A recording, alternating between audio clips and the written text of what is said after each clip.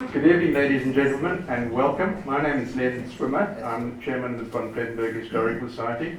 It's wonderful to see a full house here, and I think we're going to have to get bigger venues in future because we just can't cope with the number of people. In fact, we closed the tickets, sale of tickets 2-3 days ago. I have great pleasure in introducing you straight away to a Plet thespian. Now, if you don't know what a thespian is, it comes from the Greeks. It means an actor, a very well-known actor, and he is also a raconteur, a committee member of the Von Plettenberg Historical Society, David Hall Green. And he's going to tell us about the ill-fated Portuguese ship known as the São Gonzales. David, did I say it right?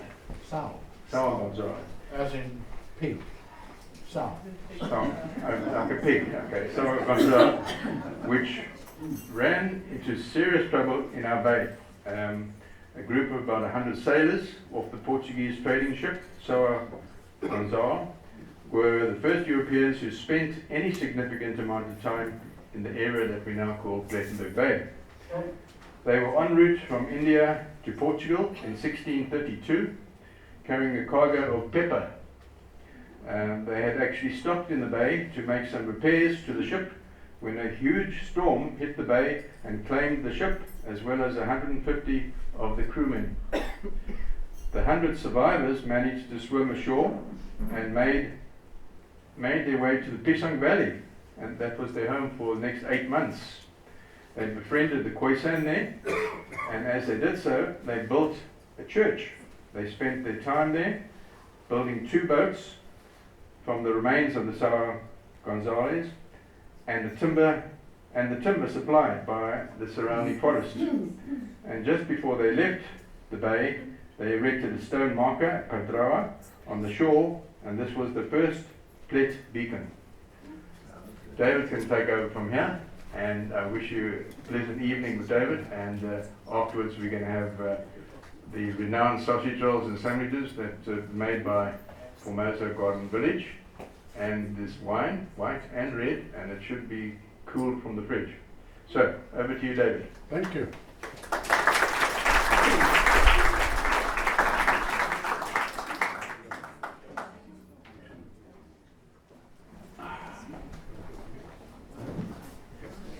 Good evening, everybody. Nice to be here and to see such a huge turnout. I don't know what you were expecting, but here I am. A fascinating subject. First of all, let's look at this painting that's been up there since you came in. There you see a vision of what happened to the São Gonzales back in 1630. And many people have been asking about this painting. It was painted by a lady called Teresa Donnelly, and I'll be talking later about the small museum in the municipal buildings, and that original painting is hanging there. The Wreck of the São Gonzales, August 1630, and I don't know who that is underneath, I think it's me. So let's give you a little bit of an introduction. Father Antonio Vieira, a Roman Catholic priest, wrote the following: God has given my people a very small land for their birthplace, but all the world in which to die. Explorers and navigators set sail from Portugal as early as the 15th century, and they went in various quests over a long time to find that magic sea route to India. There is Portugal as it was at the time. And if we look here at my little pointer, that is the estuary of the Tagus River, and Lisbon is on the northern shore of that estuary. Down below is the Algarve, and the border of Portugal runs up there, the border with Spain.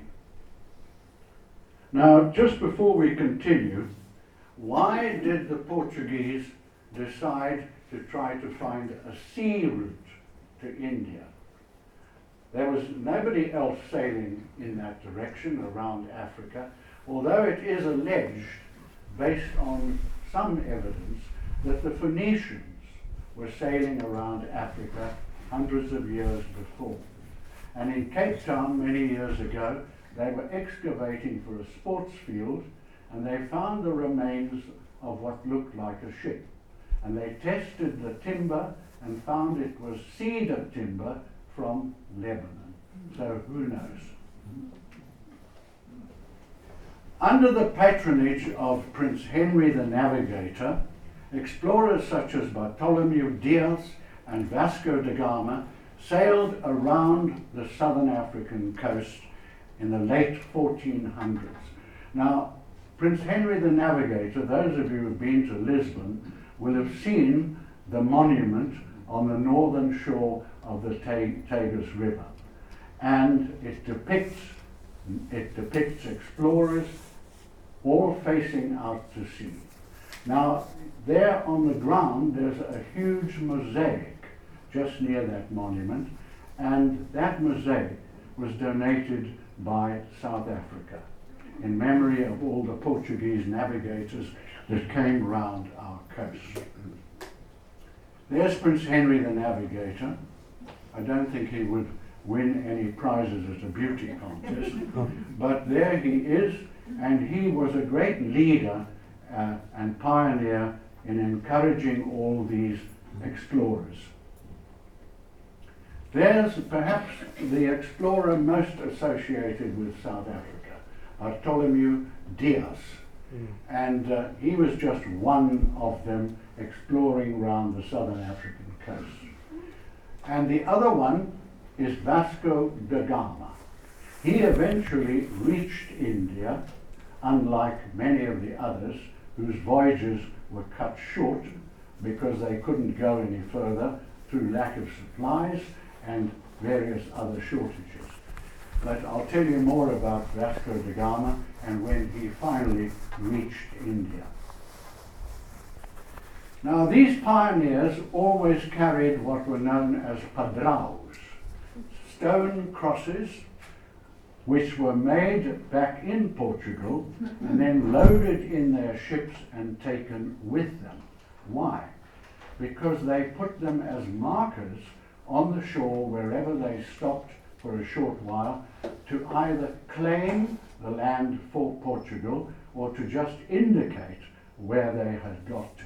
And there are many of them around the African coast, some of them in Namibia, around Luderitz and Walvis Bay, and there's even one at Cape Point. Now, the nearest one to Plet is at just short of Kenton-on-Sea, up the coast from us. It's at a place called Kwai Hook, and it's about 5 kilometers southwest of the mouth of the Bushman's River at Kenton-on-Sea. Now there you see an artist's depiction of them erecting one of these crosses.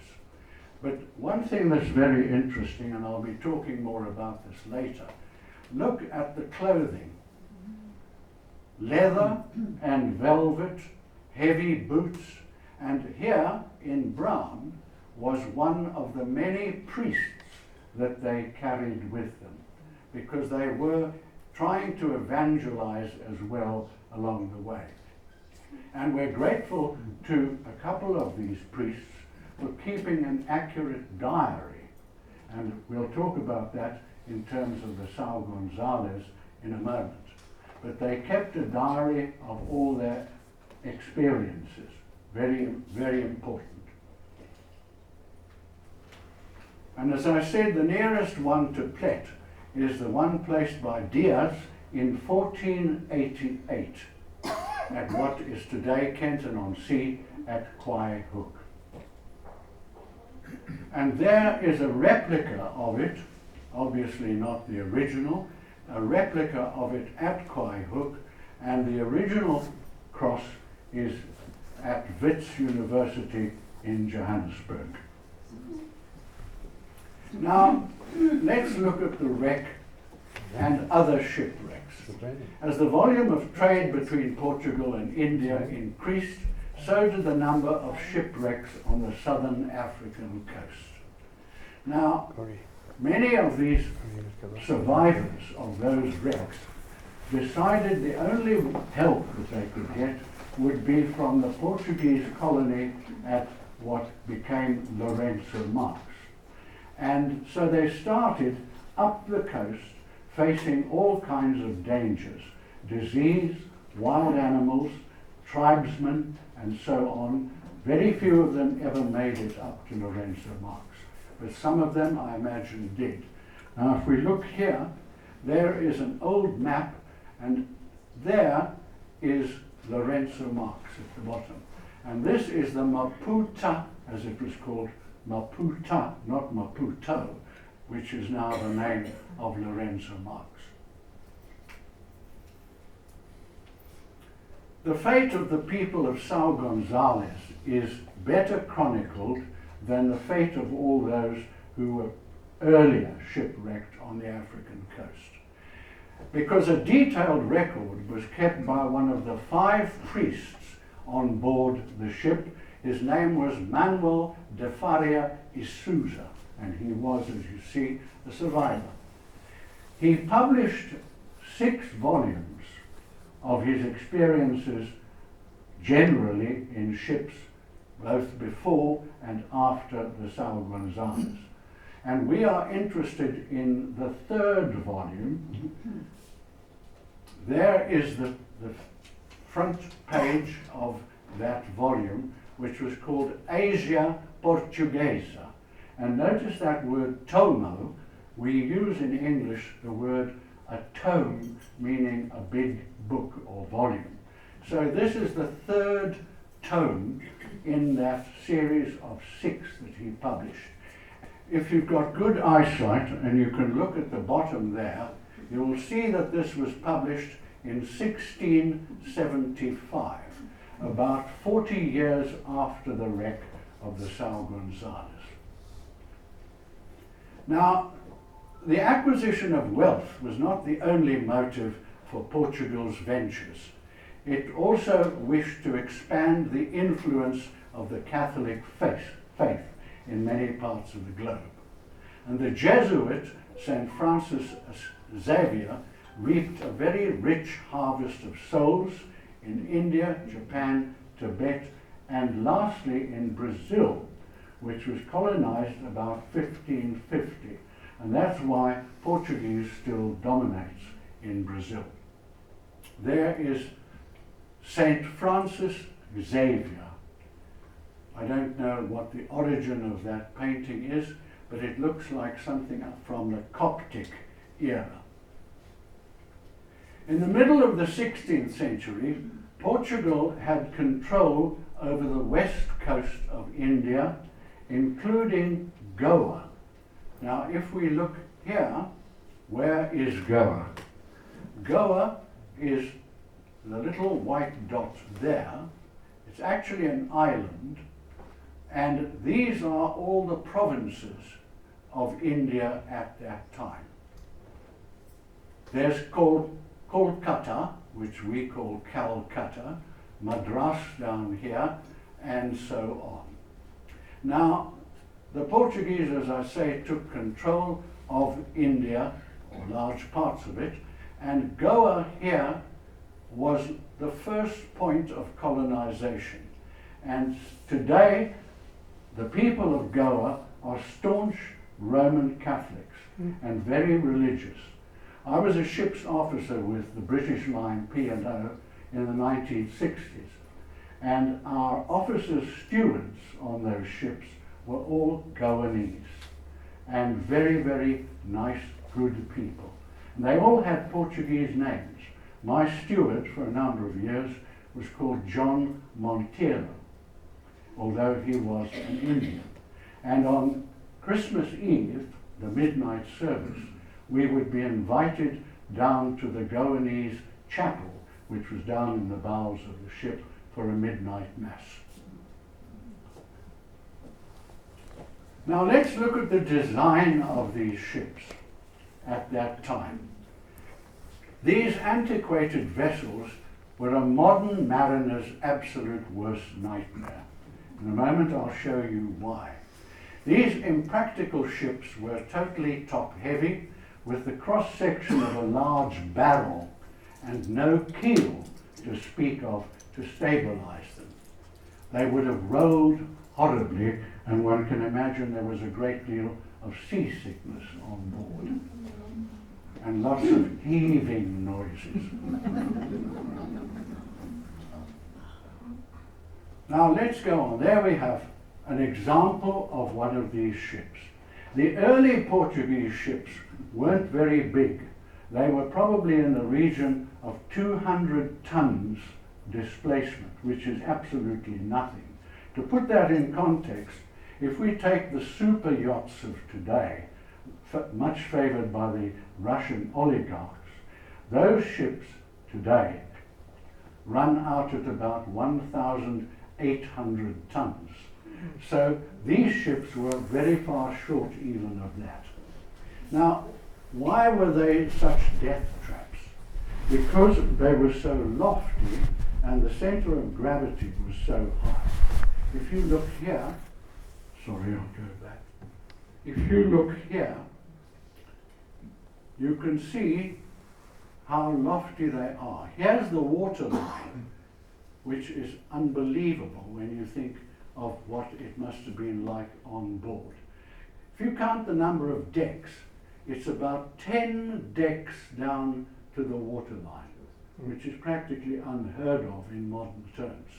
They must have been jammed in there like sardines. And there was cargo as well. They had very bulbous and deep hulls because human nature being what it is, they wanted to make as much money as possible from spices and silks and so on. So they were grossly overloaded, and notice that they had mostly square-rigged sails, and these could not be pulled round, jacked round, to sail very close to the wind. They were at their best with the wind from astern. There you see one at sea, an artist's representation obviously, but look at the scale of the crew members on the main deck. So there you can get a very good idea of how top-heavy they actually were. A nightmare, as I said. The São Gonzales and ships of similar size carried only about 20 guns for protection. From increasing competition from Dutch and British ships, who around the middle of the 17th century started to muscle in and take over from Portugal in terms of trade. Let's look at a Dutch ship of the 17th century, around the time of Van Riebeeck in the Dromedaris coming to South Africa. Notice the considerable difference between this ship and those carracks, as they were called, of the Portuguese. This was a very seaworthy ship, not so top-heavy, you can see that, and not so much space or height between the top and the water line. Interesting thing about under the water line, you'll see that's white there. They soon learned how to avoid all the boring insects that there were at sea. Marine worms that used to eat into the planking of ships and cause leaks galore and make them terribly unseaworthy. The Dutch came up with an idea to use what are known as doublings. That was cheap pine planks that were just nailed roughly to the hull, and they were sandwiched in between with cowhides, ox hides, to increase the waterproofing. Look at the scale of the ship. There's the same size of a man there. So they were quite large, and they were far more seaworthy, as I said, than the Portuguese. The Dutch only built 4 different designs. All their ships were based on one of those 4 designs. Now, the São Gonzales return trip, the return voyage to Lisbon, should have been before Christmas and the winter of 1629. And of course that was very cold and very strong winds, so they were in big trouble when they were delayed. They were delayed through cargo problems. One of the captains died and was replaced, but the replacement also died. So they were in big trouble. So the departure was delayed until March of 1630. They left from Goa and were accompanied by 2 other ships which fell by the wayside before they reached the southern African coast. The São Gonzales sailed on by herself with a severely leaking hull and ruptured sacks of spices, mostly peppercorns, which was the favoured spice that they loaded, and the peppercorns floating around in the hull with seawater like some kind of soup soon clogged up the bilge pumps, and they were in serious trouble.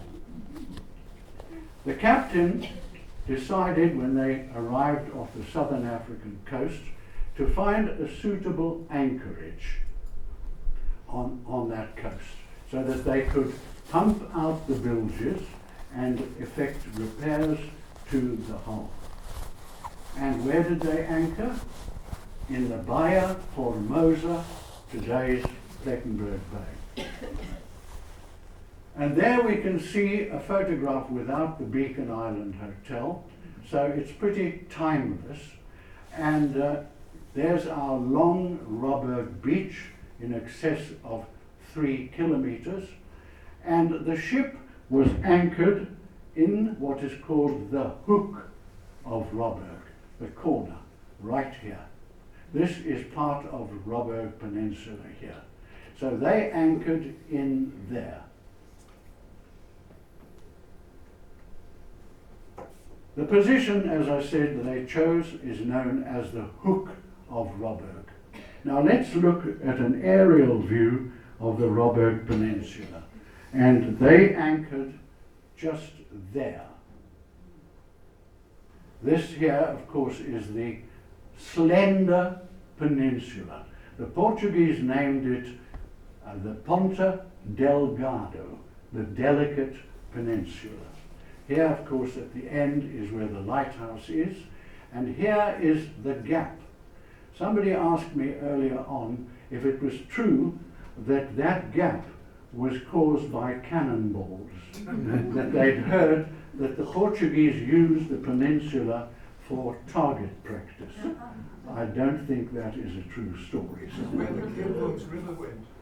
Yeah, the Kilworms River, as Murray says, used to run through there at one time.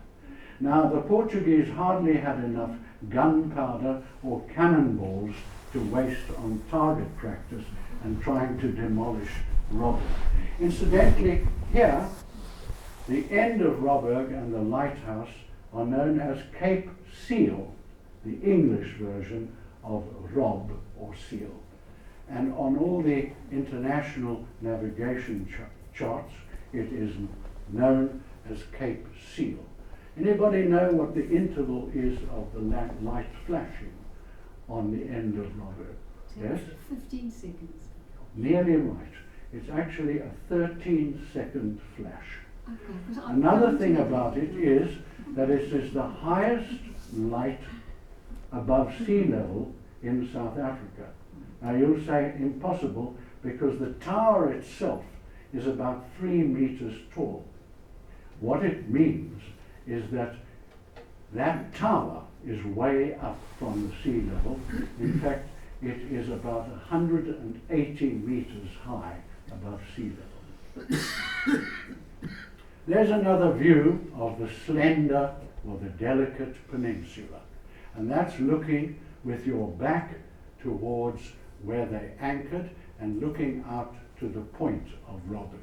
So here is where they anchored, And the reason that they anchored there is because, as we know, the prevailing wind usually comes from the southwest, from Cape Town direction. So what they did is they anchored here under, in nautical terms, what they call the lee, L-E-E, the lee of the land.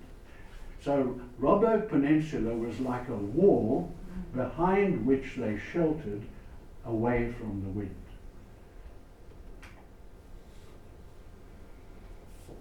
So At Anchor in the Bay and the Shore Party is the title. Here they were sheltered from the southwesterly wind. And over the next few weeks of calm, dry weather, some of those on board, and we know that it was something like 120 of them, decided to go ashore and explore, which they did, leaving a number of their people on board the ship, those that were too nervous to go ashore because they didn't know what awaited them. And there's some dispute as to the exact numbers, how many, we know more or less how many went ashore, but we don't know exactly how many were left. Differing opinions on that.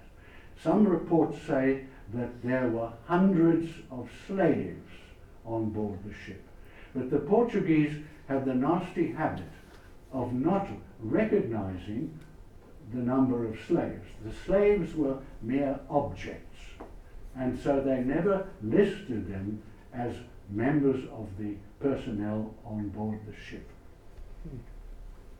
Now, I've done this little diagram here to illustrate what I've already spoken about. There we are. There is the anchorage. Notice that the ship has got 2 anchors out, and it is safely under the lee of the peninsula. There you can see marked cliffs. Now that is that area of the steep rocky cliffs which is called Nederbank.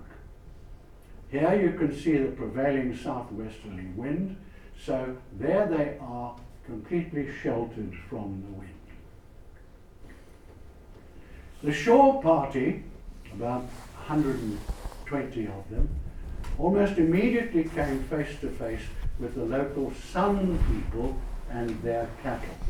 Now the Khoisan were one of the oldest tribes on the continent of Africa.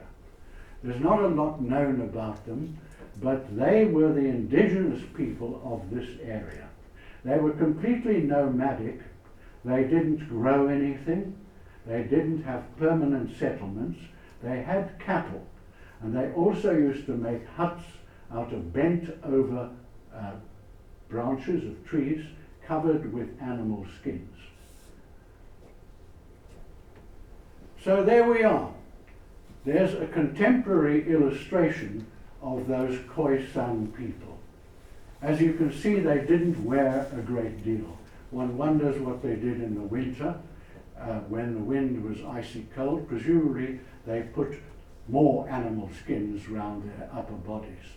Notice that they've got bows and arrows, but notice also that they had a separate arsenal of arrows tucked into their headbands, as well as arrows in the quivers at their back. Now, the Khoisan were friendly, and they had no aggression towards the Portuguese, and in fact they traded. They traded various items with them, and their main obsession, the Khoisan, was with iron, because iron was not available at all on the African subcontinent for them. And so they were prepared to swap a cow or an ox for literally a handful of nails, which the Portuguese handed over, and of course they depended on all that meat that they got for their survival.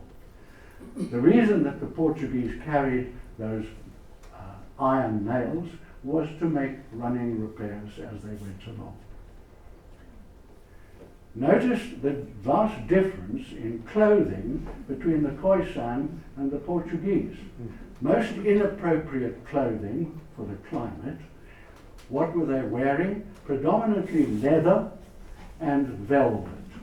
Can you imagine, with the lack of laundry or dry cleaning, there must have been quite an aroma on board that ship. Anyway, that's a pretty good visualization of how they dressed. They traded with the sun and, as I said, regarded iron as a precious commodity, and a handful of nails could buy a cow. Now, all went well for almost 2 months, with the prevailing wind still from the southwest. But at the beginning of August, the wind suddenly backed around and came into the northwest, and the bay was hit by a full-strength winter gale. Now, I've made a little diagram there to show you what happened.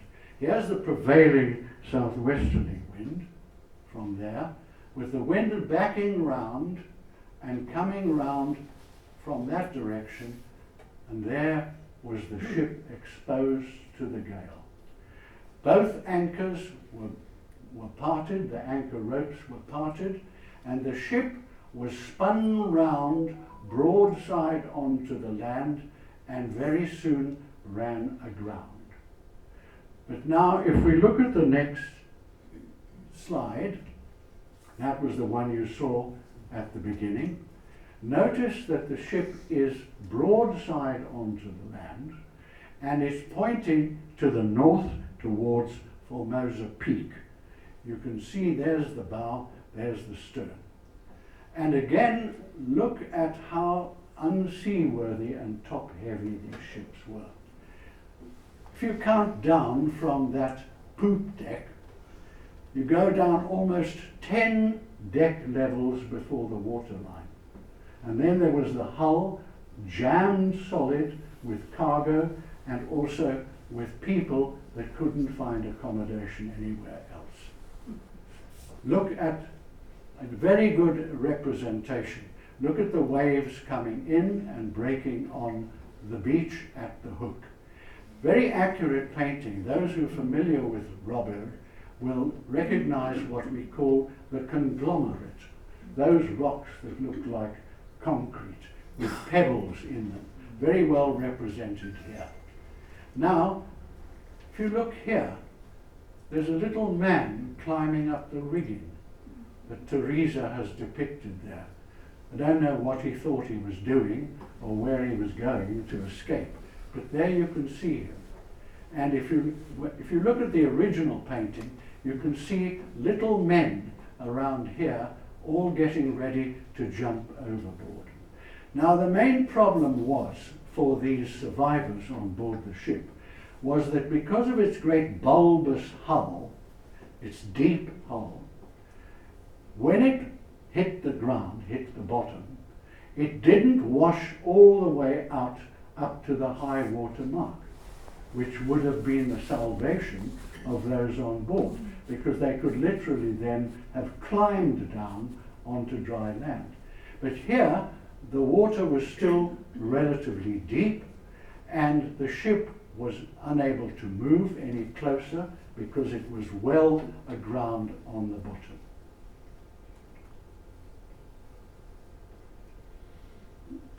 Now, the ship was breaking up very rapidly, being pounded to pieces by the waves. Those on shore, the ones who'd gone into their camp, must have been absolutely horrified as they witnessed the death throes of their ship. Because remember, this was their only home from home. And if the ship was gone, they were doomed to never get home again. They were powerless to help those who had chosen to stay on board. Now, as I said, the survivors on shore camped on the dunes and salvaged as much as they could from the wreck in the form of timber, canvas, ropes, barrels, boxes, anything that they could use for future construction of some sort of vessel. And over the following 8 months that they were camped there, 8 months, bear in mind, they were there, they set about building 2 sail-equipped longboats. Now, we don't know exactly what size they were, but if we look at this modern longboat, notice something that gives an idea that they were influenced by the ship design of the big ships of the Portuguese. 3 masts, which is rather strange in a small vessel like this. And we don't know exactly how many those longboats would have carried. Maybe there were more of them than here, and they must have been pretty tightly packed on board those longboats.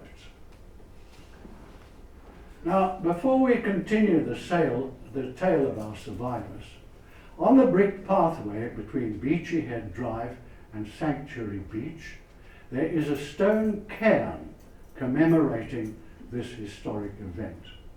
Now, a cement cast taken from a stone, a carved stone, left there by the survivors of the São Gonzales, is mounted on this stone cairn, and it is above what was there a bronze plaque, which, as we know, those who've been there, is no longer with us.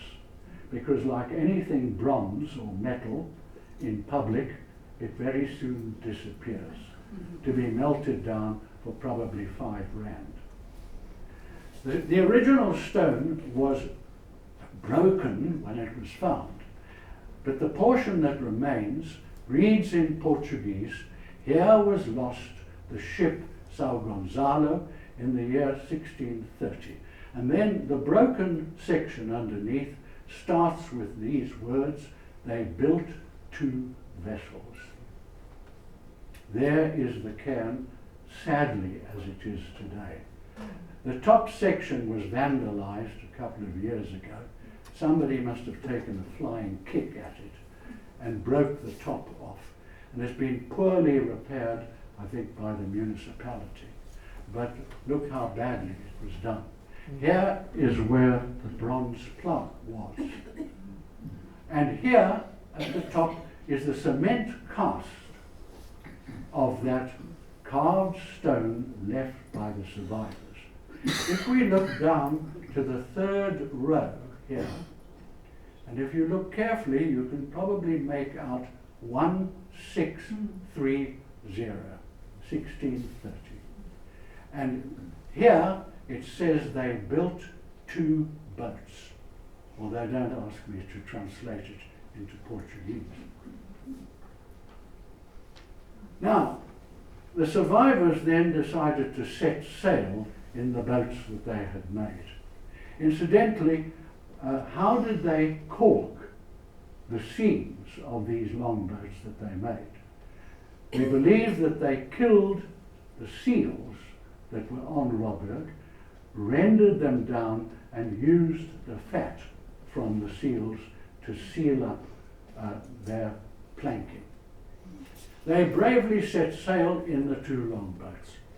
One eventually went up the coast in a northeasterly direction and eventually made it to the Portuguese settlement at Lourenço Marques. The other boat drifted around aimlessly for some time, getting nowhere, and headed down towards Cape Point. They were very fortunate, or were they, as we will hear in a moment, they were very fortunate to be discovered by a Portuguese galleon which was on a long voyage. But that galleon that rescued them was unfortunately not homeward bound to Lisbon. It was on its outward voyage to Goa.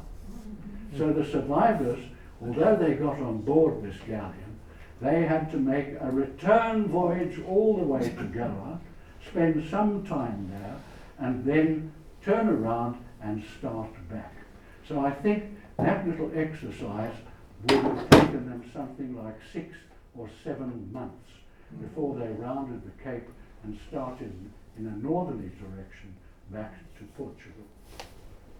Oh, and not all's well that ends well, because when that galleon arrived off the mouth of the Tagus River, it was struck by a severe southwesterly gale, and the ship was driven onto the rocks at the mouth of the Tagus River. There are conflicting versions of this. Some say that the people on board managed to get ashore. Others say that they were all drowned. We don't actually know. Now let's go ahead 350 years. And you see the heading there, the Jerlings. The Jerlings, or the original Johann Jacob Jerling, was a new settler with German origins, and he was granted land on the eastern bank of the Keurboom's River in the 18th century. And he became a lumberman, a forester, and he would cut logs up in the forests, float them down either the Beetu River or the Keurboom's River, and then out to sea to waiting ships. But in 1885, he was commissioned to build a timber shed to store those logs waiting to be shipped out. And he was commissioned for the princely sum of £1,000 to build that timber shed. It was 60 meters long and about 25 meters wide. It had wooden windows and a thatched roof. But a German explorer, some years later, a man called Liechtenstein, he reported in one of his journals that he had seen the wreckage, the ruins of the Plettenberg Bay timber shed. And that was in 1803. So it didn't last very long, because evidently they had used entirely the wrong timber for the window frames, for the rafters, for the thatched roof. So it didn't last long. And we know what it looks like today. Now, let's go back to the Jerling family and the modern Jerlings, the present Jerlings, who still live here, Ingrid and Johann, and they had 3 sons, and they still live in Plet. They had acquired a 6.5 hectare property known as Klein Deel, or small portion, which overlooked the exact site of the wreck of the São Gonzales. Now, they were watching anxiously as a bulldozer that they had hired prepared to start levelling the dunes in preparation for the building of their new house. On the bulldozer's first run across the dune, the family were utterly astonished to see a horde of objects being unearthed, including blue and white porcelain and various metal objects. They immediately stopped the bulldozer and told him to go home. They called in their own people and told them to carry on digging by hand, which they did, and they also hired a metal detector. There you see Johann and Ingrid, and remember this is back in 1987. They were a lot younger, like most of us then. And here on the left-hand side are mother-of-pearl spoons, which were unearthed on that site. And they must have been made from shells from the shore here. Now, they loaded up several boxes, many boxes full of these artifacts that they had found. And when they left at the end of their summer holiday, their car was overloaded with all of this stuff. They didn't really know what they'd got, and they were reluctant to make a public announcement about it until they got professional opinions. When they got back to Johannesburg, they started making inquiries and were very soon put in touch with a lady called Caro Woodward, an archaeologist specializing in 17th century or Ming porcelain, and she was terribly excited and immediately proclaimed that this porcelain was known as kraak. That is a corruption of the Portuguese name for their ships, karak. This was called kraak ware, and it came from the Ming dynasty in the 17th century. There is Caro Woodward holding one of the porcelain plates, Ming plates. Most of them were broken. And just an interesting point before we continue, the Portuguese used to carry, as I said, peppercorns, vast quantities of peppercorns in bags back to Portugal. And one of the ways that they protected the porcelain was to bury it in the peppercorns in those bags to prevent them from breaking. So the kraak porcelain was very quickly identified by Caro Woodward, and on the right you can see one of the digs on the site of that camp, and these digs were organized by a team from UCT in Cape Town. Today, much of the collection of items recovered in the dunes can be seen in a special display in the municipal offices in Sewell Street.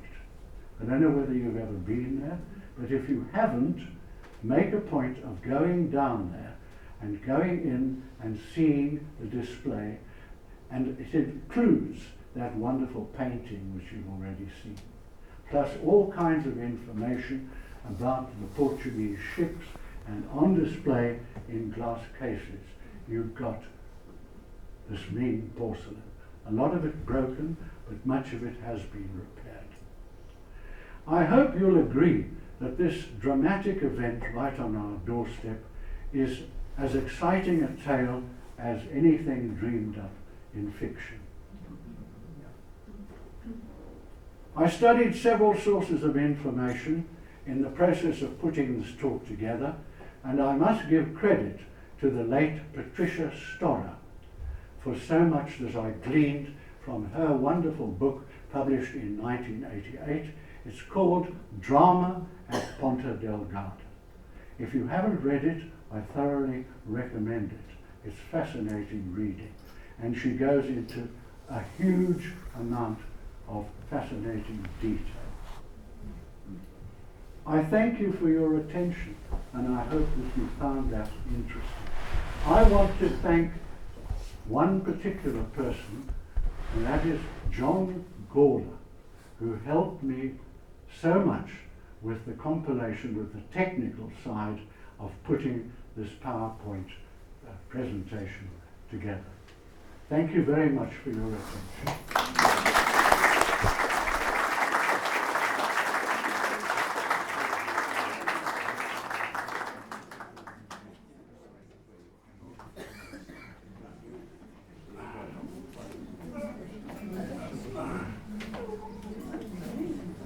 David, thank you. Put this on, brother.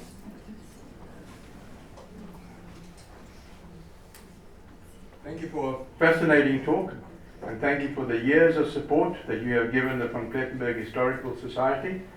It's a very sad day because also David has, we've accepted his resignation from the committee, but we will miss your company at our meetings as well as your valuable input, but we'll see you around. Not only have you addressed and entertained us on several occasions, but you have also served us as a valued member of our committee for many, many years.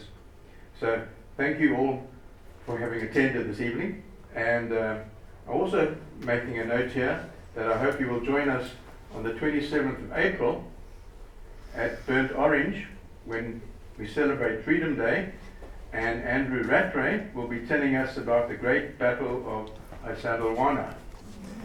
calling on the Zulu stories of the battle.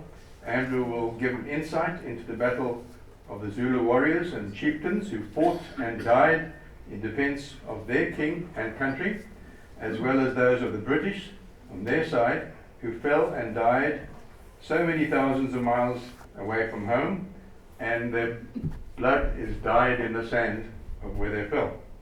You're going to receive full details in our next newsletter if you're on our mailing list. So please join us for refreshments at the back. But before you go to refreshments, I want to give David something. Oh, You can't get away with that, David. sorry, I'll get here. We always give a present to our speakers, and this one is especially for David. You're going to try and open it so you can see it. I gave a present to Courtney, who did a presentation on the 1820 settlers, and to him I gave a ceramic porcelain whale. So I'm building up to what we're going to give you, David.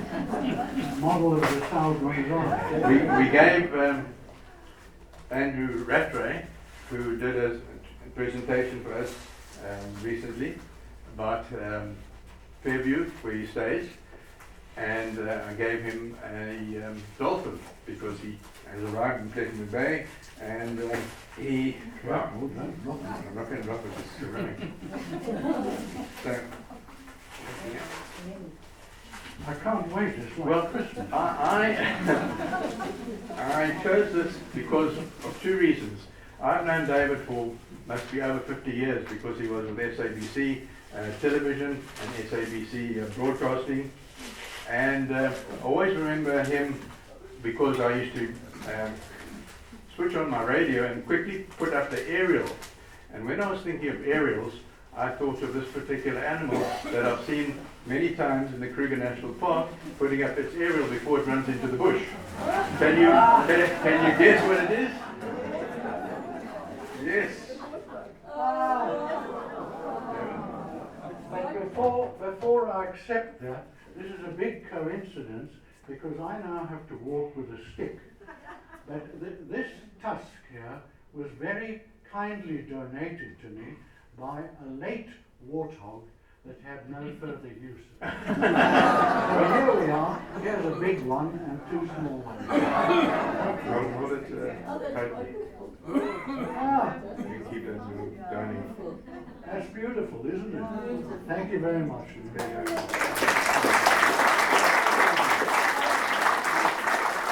I also want to welcome to this evening is Jenny Benny, who is from Port Elizabeth, and I meant to see her at the door, but I didn't know who she was, and she didn't introduce herself to me. But what I can tell you about Jenny, she's here with her daughter Kathy, and she's down from Port Elizabeth. They came a day before to be here. She's a maritime archaeologist at the Port Elizabeth Museum, Bay World, and she's a consultant historian of maritime archaeology. So Jenny, where are you? Right at the back. Wow. Okay. She would know all about the remains of the campsite There you are. and the Ming porcelain. Speak to Jenny. Okay. Thank you very much, Lynn. Thanks, everybody.